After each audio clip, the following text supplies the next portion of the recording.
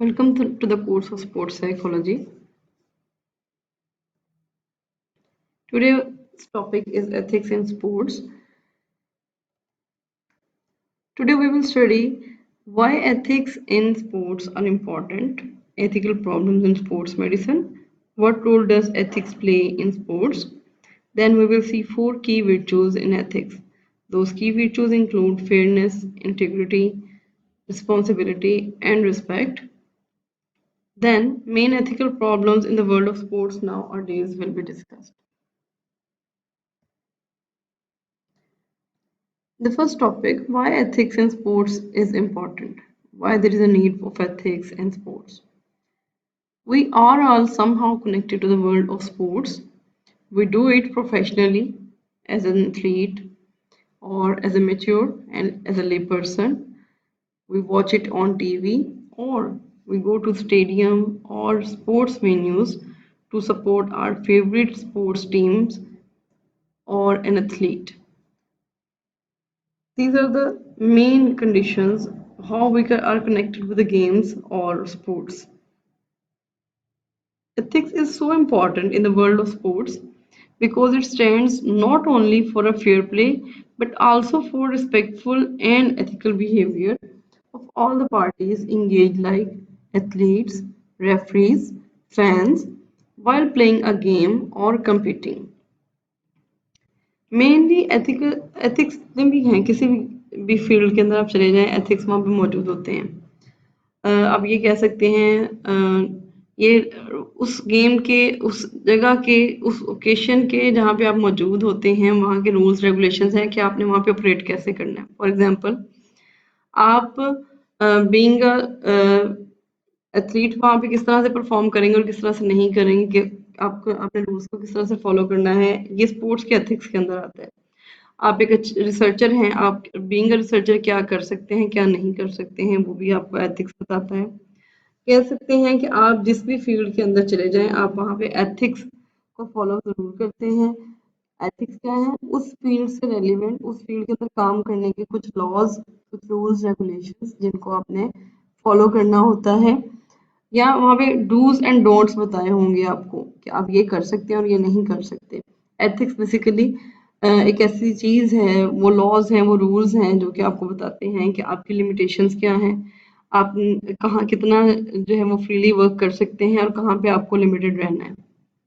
Same इस तरह से एथलीट्स के अंदर जो है स्पोर्ट्स के अंदर एथिक्स का ये रोल है कि वो एथलीट्स को, रेफरीज को और फैंस को ये बताता है कि उनकी लिमिट्स क्या हैं, उन्होंने कितना लिमिटेड रहना है, कितना वो फ्रीली अपना एक्सप्रेशन दे सकते हैं। ये सब चीज़ें जो हैं वो एथिक्स के अंदर उनको सिखाई जाती हैं। कहने के एथिक्स वो रूल्स एंड रेगुलेशंस हैं जो एथलीट्स को, फैंस को और कोचेस को या रेफरीज को बताती हैं कि उनके जो लिमिट्स हैं वो क्या हैं और किन लिमिट्स से वो एक्सीड कर सकते हैं और किन से नहीं कर सकते। Now, why ethics in sports is important has another part. Ethical behavior in sports can refer to protecting the health of athletes. आपका जो एथिकल बिहेवियर किसी भी गेम के अंदर जो है उसको हम फॉलोइंग चीज़ों के साथ जो है वो रेफर कर सकते हैं। Protecting the health of athlete, अब वो जो रूल्स हैं, रेगुलेशंस हैं जो एथिक्स के ज़रिए आपको सिखाई जाती हैं बीइंग एन एथलीट, रेफरी या फैन, उससे क्या होगा, उसका पर्पस क्या है। Protecting the health of athlete, उसमें आप एथलीट की हेल्थ को प्रोटेक्ट करते हैं। फॉलोइंग द रूल्स, रूल्स को फॉलो करते हैं। रिस्पेक्टिंग ओपोनेंट्स, जो ओपोनेंट्स हैं आपकी टीम जिस दूसरी टीम के साथ खेल रही है, अगर इंडिविजुअल गेम है तो आप जिस दूसरे एथलीट के साथ खेल रहे हैं तो उसकी आपको रिस्पेक्ट करनी चाहिए। अगर आप किसी दूसरी टीम के साथ खेल रहे हैं एज अ टीम तो आपकी टीम को चाहिए कि वो दूसरी टीम की रिस्पेक्ट करे। Demonstrating self control in the face of frustration और डिफीट, अगर आपको गेम के अंदर जो है वो फेलियर फेस करनी पड़ रही है या आपको वहाँ पे नज़र आ रहा है कि we are losing the game, तो वहाँ पे आपको उसको ओवरली एक्सप्रेस नहीं करना, अपने अंदर एक सेल्फ कंट्रोल रखना है ताकि आप उस चीज़ को जो है ओवर एक्सप्रेस ना करें और उस चीज़ को, उस डिफीट को फेस करें। Taking responsibility for one's mistakes and not blaming others.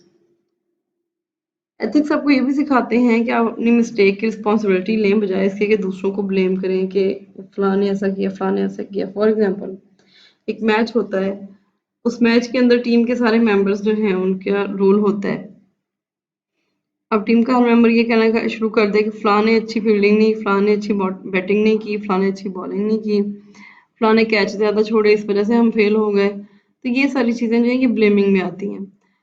Main जो चीज़ है जिसका आपने ख्याल रखना है वो ये करना है कि आपने ब्लेम नहीं करना, आपने रिस्पॉन्सिबिलिटी लेनी है for the losing your game और फॉर द विनिंग। विनिंग में आपने सबको क्रेडिट देना होता है, और जब आप गेम लूज कर रहे हैं तब आपका जहाँ पे कसूर है वहाँ पे आपने अपने अपने कसूर को मानना है। जहाँ पे आपकी वजह से लैक हुआ है गेम के अंदर, कोई लैकिंग हुई है, आपने उस लैकिंग को अंडरस्टैंड करना है, दूसरों को ब्लेम नहीं करना। जो लास्ट चीज इस एथिक्स से हमें पता चलती है वो है not trying to gain unfair advantages. Ethics आपको जो है वो अनफेयर एडवांटेजेस लेने से भी रोकते हैं। यानी कि आप ये देखें, बीइंग अ साइकोलॉजिस्ट आप अपने क्लाइंट से गिफ्ट नहीं ले सकते। सेम इसी तरह से बीइंग एन एथलीट आप अपने फैन से कोई इस तरह से गिफ्ट नहीं ले सकते, या आप ओपोनेंट टीम के प्लेयर से कोई गिफ्ट नहीं ले सकते। तो ये चीज़ें हैं, कोई एक्स्ट्रा एडवांटेज आप नहीं ले सकते if you are following ethics. Now ethical problems in sports medicine. Sports medicine के अंदर एथिकल प्रॉब्लम्स जो हैं वो किस तरह से अकर होती हैं। The unique and dynamic relationship between the various stakeholders associated with sports franchises and even local clubs or school teams and athletes are one of the biggest causes of the many ethical issues that are encountered in the care of athletes.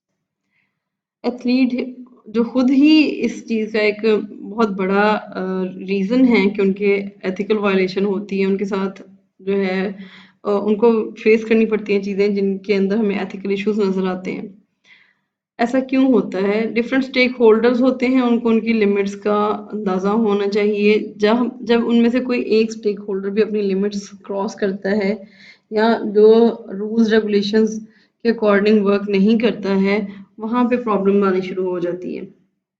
बाज़ औक़ात athletes खुद ही responsible होते हैं इस चीज़ के कि उनके साथ जो मिसबिहेव हो रहा होता है। The stakeholders can include healthcare professionals, for example, doctors, physiotherapists, athletic trainer, etc. ये सारे के सारे हेल्थ केयर प्रोफेशनल्स के अंदर आते हैं।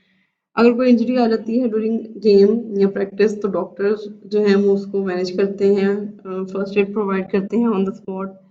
फिजियोथेरेपिस्ट, अगर मसल्स से रिलेवेंट कोई इंजरी है और मसल मूवमेंट का इशू है तो वहाँ पे फिजियोथेरेपिस्ट जो हैं वो अपनी सर्विसेज प्रोवाइड करते हैं, फिजियोथेरेपी देते हैं।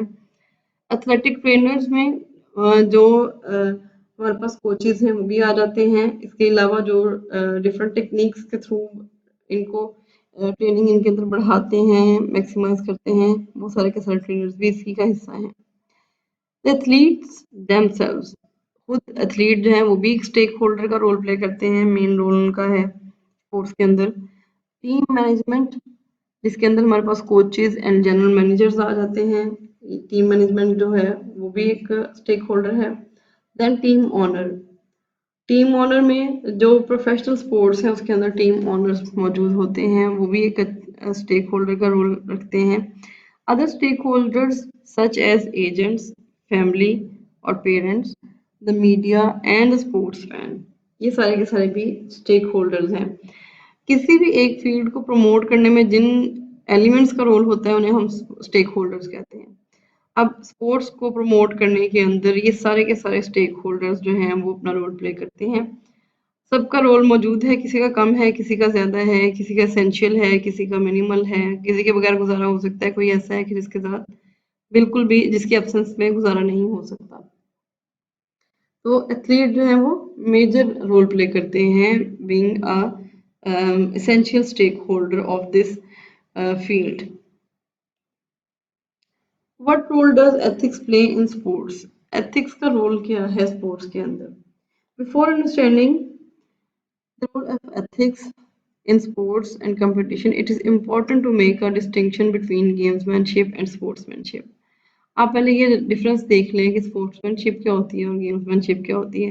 ये दोनों कॉन्सेप्ट जो हैं वो स्पोर्ट्स के अंदर ही यूज होते हैं, लेकिन दोनों में थोड़ा सा फर्क है। वो क्या है? For the gamesmanship, winning is everything. For the gamesmanship, it is only cheating if you get caught. आप सिर्फ उस वक्त चीटर हैं जब आपको चीटिंग करते हुए पकड़ा जाए, उसके बगैर आप चीटर नहीं हैं। अगर आप कंटिन्यूसली चीटिंग कर रहे हैं और पकड़े नहीं गए तो you are not a cheater according to gamesmanship. It is the referee's job to catch wrongdoings, and the athletes and coaches have no inherent responsibility to follow the rules. गेम्समैनशिप के according सिर्फ रेफरी की job है कि वो जो भी गलत चीज़ें हो रही हैं, अगर कहीं पे चीटिंग हो रही है या फॉल प्ले हो रहा है, तो वहाँ पे उन चीज़ों को पकड़े और आइडेंटिफाई करे। एथलीट्स का इटसेल्फ कोई रोल नहीं है या कोच का कोई रोल नहीं है कि वो रूल्स को फॉलो करे। गेम्समैनशिप वाले ये कॉन्सेप्ट रखते हैं। और आखिरी जो इनका मेन जो पर्पस है या मेन जिस चीज़ पे ये एम्फोसिस करते हैं वो है the ends always justify the means. And जो भी हो वो जस्टिफाई कर लेता है जो भी सिचुएशन है उसको। फॉर एग्जांपल, अगर चीटिंग के थ्रू एक एथलीट जो है उसने विन कर लिया गेम, वहां पे एंड जो है उसकी सारी जो भी उस गेम के अंदर उसकी एक्टिविटीज थी उनको जस्टिफाई कर गया कि वो एक अच्छा विनर है। इसमें उनको इस चीज के ऊपर कोई फोकस नहीं करना पड़ता कि हम इसको देखें कि हमने रूल्स को फॉलो किया या नहीं किया। ये रूल्स को वायलेट आमतौर पर बहुत ज्यादा करते हैं। नेक्स्ट हमारे पास है स्पोर्ट्समैनशिप का concept. Healthy competition is seen as a means of cultivating personal honour, virtue and character. Sportsmanship वाला जो एथलीट्स होते हैं जिनके अंदर डोमिनेंट पार्ट जो है वो स्पोर्ट्समैनशिप का होता है, वो प्रेफर करते हैं कि एक ऐसा कंपटीशन हम गेम के अंदर कर रहे हों जिसके अंदर हमारी इज्जत भी हो, हम एक रूल्स को फॉलो करते हुए एक अच्छे करेक्टर का मुजाहरा कर रहे हों। It contributes to a community of respect and trust between competitors and in society. फिर स्पोर्ट्समैनशिप के अंदर क्या होता है कि ये कम्युनिटी के अंदर एक रिस्पेक्ट का एलिमेंट होता है ऐसे एथलीट्स के लिए जो स्पोर्ट्समैनशिप का मुजाहरा करते हैं, और कंपिटिटर्स और सोसाइटी इनके ऊपर ट्रस्ट करती है। The goal in sportsmanship is not simply to win, but to pursue victory with honor by giving one's best efforts. Main purpose इनका भी विनिंग ही होता है, लेकिन उन्होंने विन करना होता है अपने जो उनकी बेस्ट एफर्ट्स हैं उनके साथ और ऑनर के साथ। उन्होंने चीटिंग नहीं करनी होती। स्पोर्ट्समैनशिप को फॉलो करने वाले या स्पोर्ट्समैनशिप का डोमिनेंट इफेक्ट रखने वाले जो एथलीट्स होते हैं, they do not defeat the opponent. वो अपनी बेस्ट एफर्ट्स लगा के गेम के अंदर पार्टिसिपेट करते हैं, वो किसी भी इलीगल मेथड को यूज नहीं करते। मैं आपको एक एग्जांपल देती हूँ। अक्सर रेसलिंग के अंदर जो है वो गेम्समैनशिप को जो है वो फॉलो किया जाता है, वहां पे डोमिनेंट एलिमेंट गेम्समैनशिप का होता है। रेसलर्स जो हैं बाज़ औक़ात दूसरे रेसलर को इस तरह से हिट करते हैं कि जो उनको कहा जाता है कि उनके रेसलिंग की प्रैक्टिस के अंदर नहीं होना चाहिए। एथिक्स के अकॉर्डिंग उनको किसी भी पर्सन को उस तरह से हिट नहीं करना चाहिए।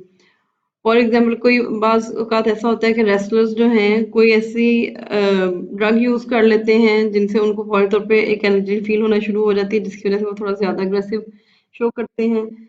दूसरा एक तरीका ये होता है कि वो किसी ऐसे मीन का इस्तेमाल करते हैं। फॉर एग्जांपल, एक ऐसे रेसलिंग की मैंने फाइट देखी थी जिसके अंदर रेसलर ने अपने ओपोनेंट की आईज के अंदर कोई केमिकल फेंक दिया था और सामने वाले को नजर नहीं आ रहा था।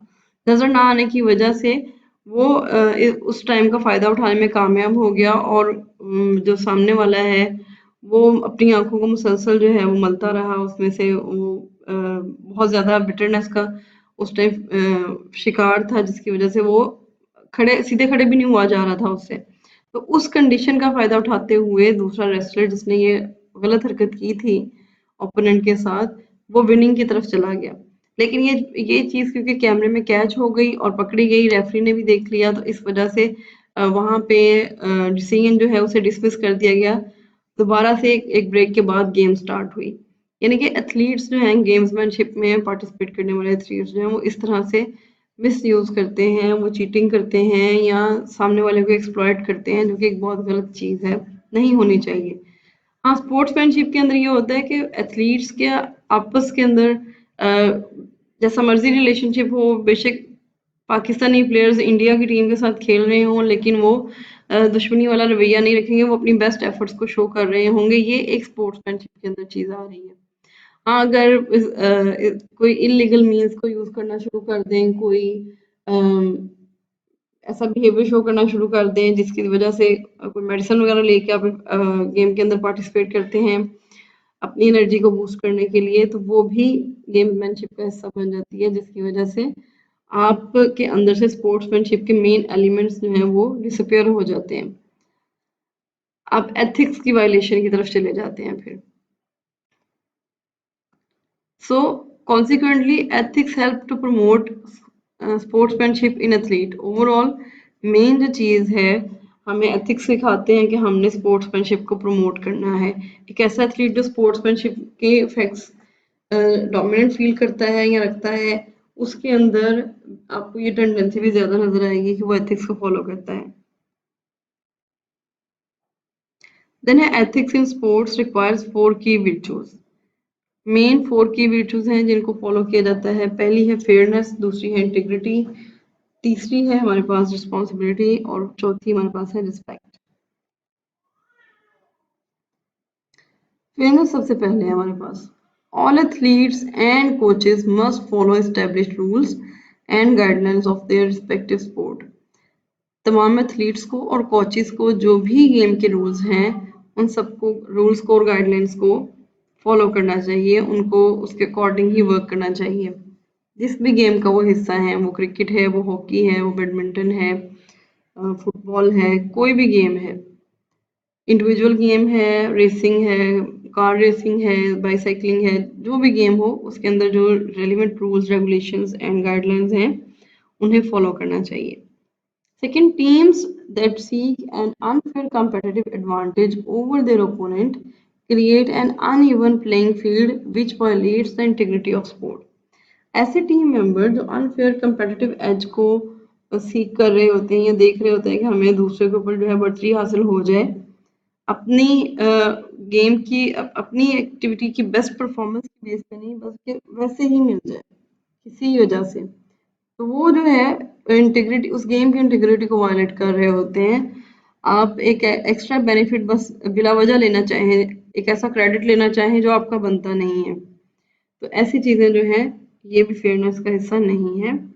Athletes and coaches are not discriminated against और excluded from participating in a sport based on their race, gender or sexual orientation.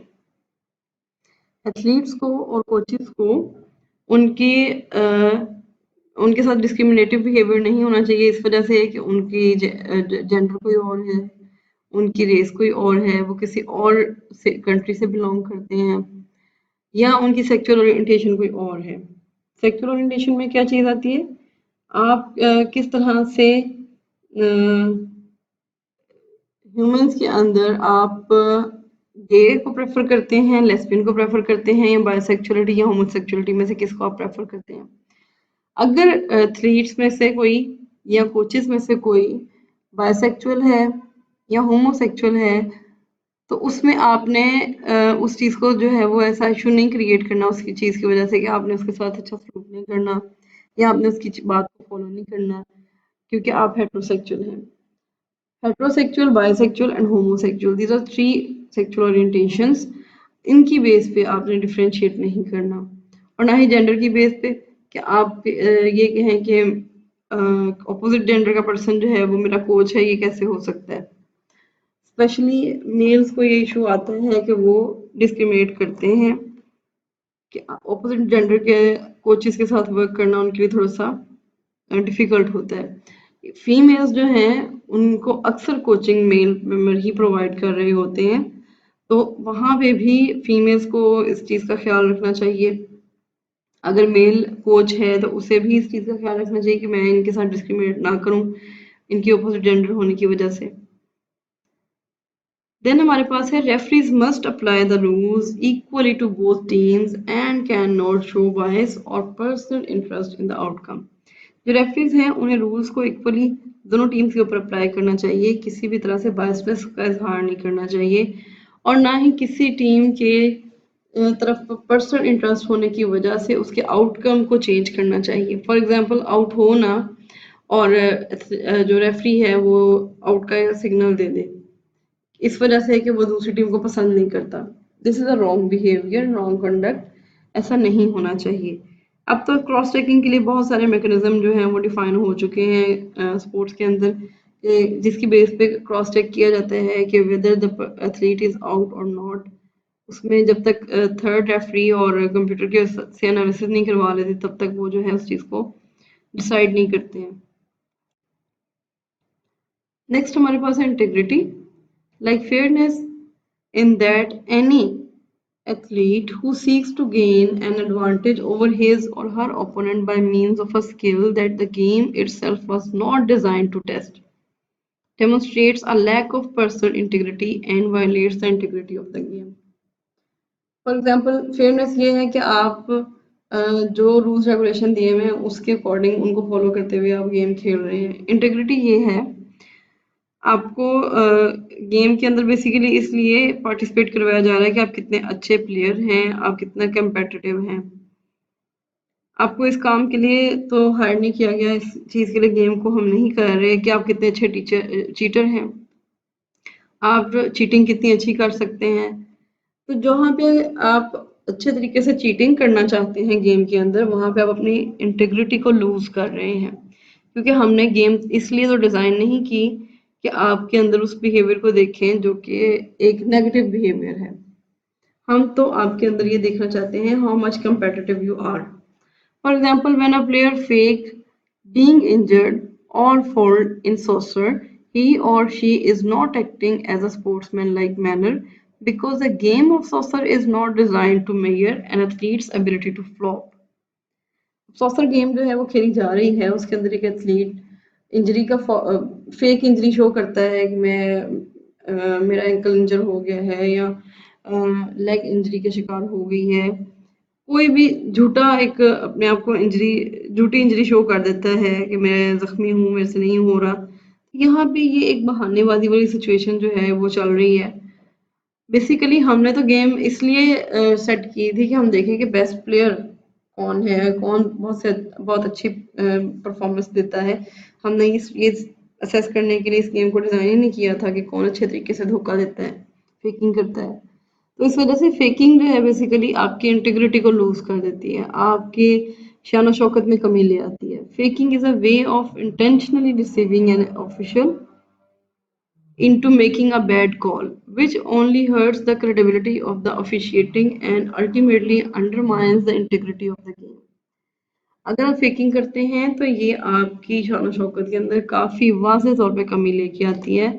फिर जो लोग आपको इंजर होने का कह देते हैं कि ये वाकई पर्सन इंजर है, इसका मतलब है उनकी उस ऑब्जर्वेशन को, उनके एक्सपीरियंस को भी आपने थ्रेट कर दिया। उनके ऊपर भी एक ब्लेम लग सकता है जब ये चीज़ साबित हो जाए कि उसने फेक इंजरी का इजहार किया था, इंजरी तो बेसिकली है ही नहीं। तो इस वजह से फेकिंग जो है वो आपकी इंटीग्रिटी को लूज कर देती है और गेम्स के अंदर जो है आप अपनी बेस्ट परफॉर्मेंस दें, एथिक्स ये कहते हैं, ना कि आप फेकिंग करें। Now responsibility is the third virtue. To be sportsmanlike requires players and coaches to take responsibility for their performance as well as their actions on the field. एक अच्छा एथलीट जो स्पोर्ट्समैन लाइक बिहेवियर शो करता है, एक अच्छा player है और एक कोच जो है उनको भी अपनी परफॉर्मेंस की रिस्पॉन्सिबिलिटी लेनी चाहिए। उन्होंने गेम को कैसी प्रेपरेशन करवाई और गेम के अंदर एथलीट्स की परफॉर्मेंस क्या रही। एथलीट्स खुद रिस्पॉन्सिबल हैं for what they are performing in the field. This include their emotions, इसमें उनके इमोशंस भी जो हैं वो इन्वॉल्व होते हैं। Many times athletes and coaches will make excuses as to why they lost the game. बाज़ एथलीट्स और कोचेस दोनों जो हैं इस चीज़ के बारे में बहानेबाजी करते रहते हैं कि उन्होंने गेम क्यों लूज की। फॉर एग्जांपल क्रिकेट के अंदर कोई अगर गेम लूज हो जाती है तो एथलीट्स कहते हैं पिच गीली थी, पिच के अंदर पिच अच्छी नहीं थी, बैट ठीक नहीं था, एनवायरनमेंट जो है वेदर अच्छा ना होने की वजह से हमारी जो है हमें पहले बैटिंग का कह दिया गया और पिच जो है उस टाइम अच्छी नहीं बनी हुई थी या वेट हो गई थी, वहाँ पे अच्छी हमारे पास हिटिंग कैपेसिटी नहीं थी वगैरह वगैरह वगैरह। तो ये एक्सक्यूजेज हैं आपकी परफॉर्मेंस के बारे में जो आप दे रहे हैं। You are not getting responsibility of your own performance. तो बेसिकली एथिक्स ये कहते हैं कि आपको अपनी परफॉर्मेंस की रिस्पॉन्सिबिलिटी लेनी चाहिए। You must be responsible for your own performance. External drawbacks, external lags हर जगह पे होते हैं, but it is you who have to perform your best in all kind of circumstances. Then है the most popular excuse is to blame the officiating. सबसे ज़्यादा जो popular excuse है वो ये है कि फैसला गलत किया है रेफरी ने।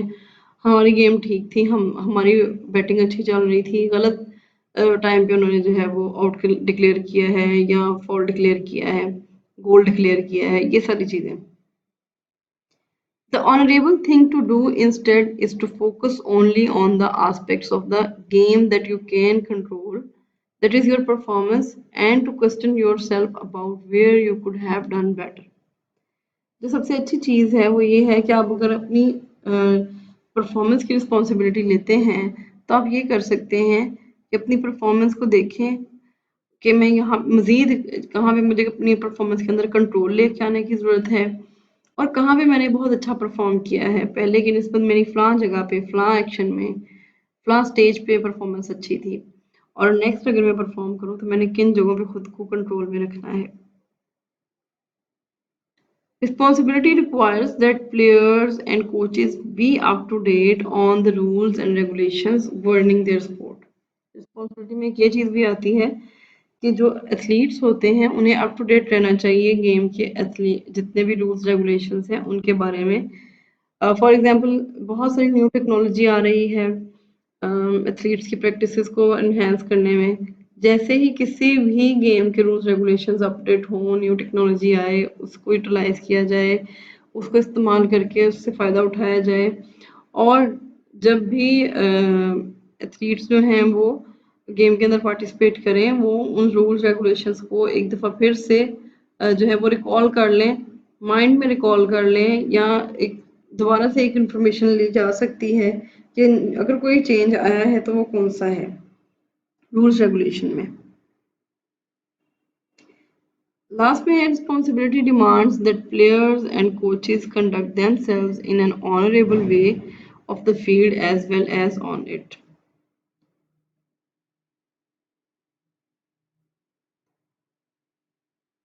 रिस्पॉन्सिबिलिटी के अंदर एक और चीज़ है कि कोचेस को और एथलीट्स को अपने जो एक्शंस हैं उनकी रिस्पॉन्सिबिलिटी को फील्ड में भी कंसिडर करना चाहिए और आउट ऑफ द फील्ड भी जो भी उनके एक्शंस हैं जो फॉर एग्जांपल वो कमेंट्स दे रहे हैं या वो जो स्टेटमेंट्स पास कर रहे हैं उनको भी उनके लिए भी रिस्पॉन्सिबल उन्हें होना चाहिए।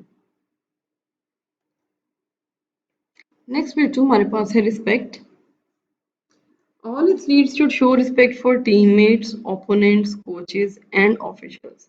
जितने भी एथलीट्स हैं उन्हें टीममेट्स के लिए, अपने जो साथ काम करने वाले हैं उनके लिए रिस्पेक्ट रखनी चाहिए। ओपोनेंट जो अपोजिट टीम के मेंबर हैं उनके साथ जो है वो अच्छा डील करना चाहिए, उनकी रिस्पेक्ट करनी चाहिए, कोचेस की रिस्पेक्ट करनी चाहिए और जितने भी अदर ऑफिशियल्स हैं जैसे मैनेजर हैं या जितने भी उसके अंदर किसी भी गेम का हिस्सा अदर पार्टिसिपेंट्स हैं, फर्स्ट एड प्रोवाइड करने वाले ऑफिशियल्स हैं, उन सब के लिए भी रिस्पेक्ट का एलिमेंट इनको रखना चाहिए।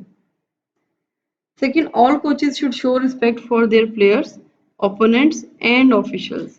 पहले हमने बात की थी कि एथलीट्स को जो है वो रिस्पेक्ट देनी चाहिए, टीममेट्स को, ओपोनेंट्स को, कोचेस को एंड ऑफिशियल्स को।